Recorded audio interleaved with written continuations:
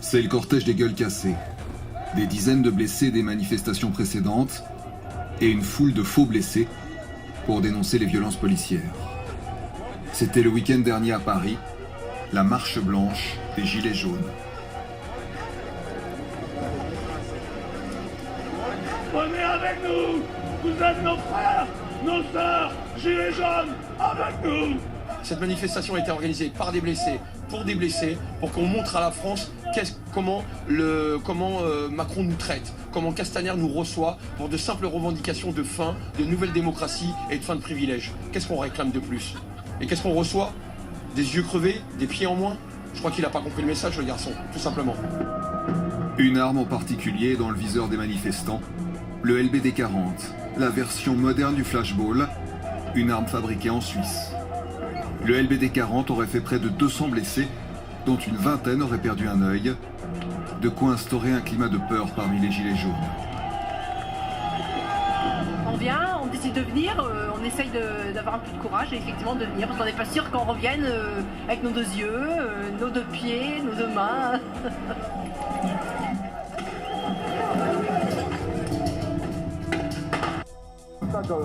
C'était mi-janvier au pied de l'Arc de Triomphe. Le garçon à droite qui porte cette écharpe jaune et noire s'appelle Sébastien Messina. Au téléphone, il déambule, fait un doigt d'honneur au policier, quand soudainement, il est touché et projeté à terre. Bravo Macron! Bravo Macron! Bravo Macron! Sébastien Messina est immédiatement emmené à l'hôpital, inconscient, sous les huées de ses camarades de manifestation.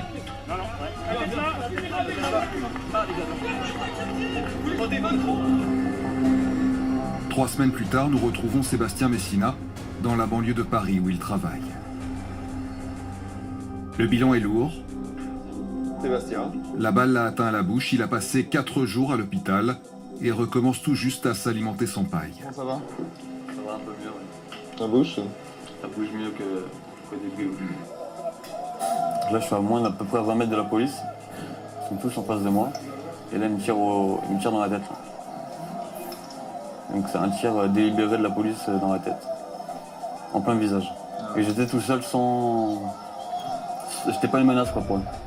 Vous êtes loin à ce Je moment-là? suis loin, je suis pas une menace, il n'y a personne qui... Il n'y a pas de menace, il n'y a pas de foule haineuse, il n'y a rien du tout. Donc ça, c'est un tir dans la tête, ça a été fait exprès. Ça m'a quand même fracturé la mâchoire. J'ai eu des vis, des plaques à ce niveau-là.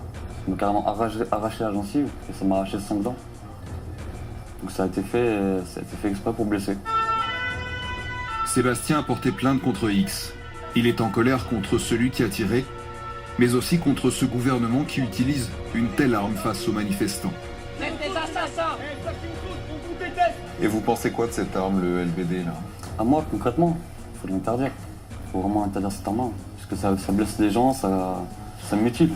Il faut l'arrêter, cette arme-là. Donc, vu l'impact quand même que ça pour moi, ça peut tuer. Ça peut être létal. Ça peut être létal. On voit bien, il y en a qui perdent des yeux, il y a des joues qui vont être arrachées, moi j'ai eu 5 dents cassées, fracture de la mâchoire.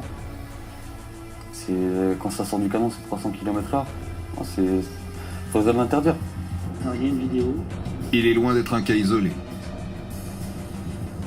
Ce documentariste a entrepris de recenser toutes les victimes de tirs de LBD 40 ces dernières semaines. Très vite, son compte Twitter où sont envoyés les signalements a commencé à ressembler au palais des horreurs.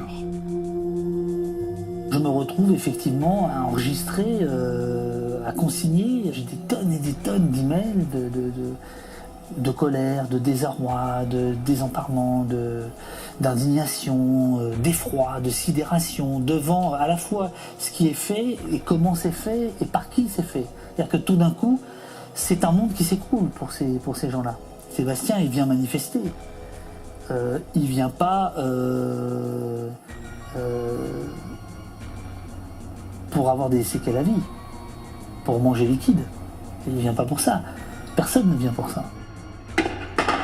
Parmi les armes utilisées contre les gilets jaunes, Le LBD est selon ses statistiques celle qui cause le plus de blessés, et de très loin. Ces LBD ne sont pas faits pour le maintien de l'ordre. Le maintien de l'ordre, en tout cas en France et dans les pays qui manifestent beaucoup, c'est quoi? C'est une foule. C'est une foule qui bouge, c'est une foule qui est mouvante, c'est une foule qui peut se retourner. Le LBD, il n'est pas fait pour viser la foule, si vous voulez, c'est justement tout ce que le maintien de l'ordre ne faisait plus depuis 50 ans. Et à partir du moment où vous vous remettez à viser la foule, eh bien, vous prenez des risques. Et ces risques se payent chaque samedi en France par des gens qui sont gravement blessés. Pour tenter de comprendre si cette arme est vraiment adaptée face à une foule, nous sommes allés à Thun, dans le canton de Berne, voir son fabricant. L'entreprise BET pour Brugger et Thomet, spécialisée dans les armes civiles et militaires. Avec le LBD 40, elle a trouvé un juteux business. Impossible d'obtenir un rendez-vous, nous nous présentons donc à l'improviste.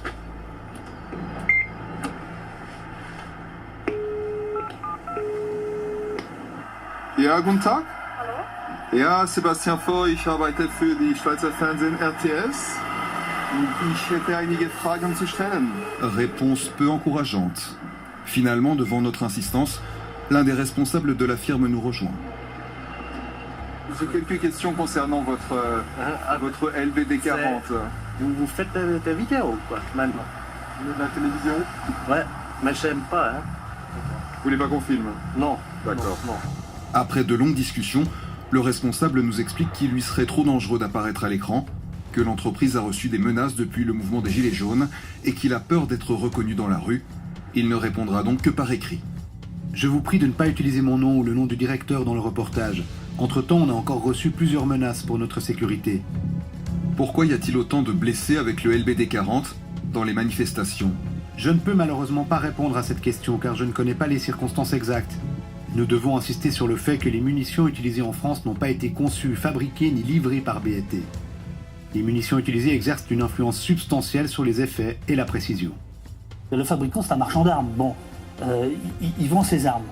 Il nous dit, parce qu'il voit bien, il sent bien que la polémique a enflé en France. Le marché français, c'est pas n'importe quoi. Il y a quand même beaucoup d'armes qui sont achetées. C'est des armes qui sont, je crois, très chères l'unité. Donc il est obligé de sortir un peu du bois. Et il nous explique comme ça, au détour d'un communiqué, que c'est pas tout à fait les munitions qu'il préconiserait.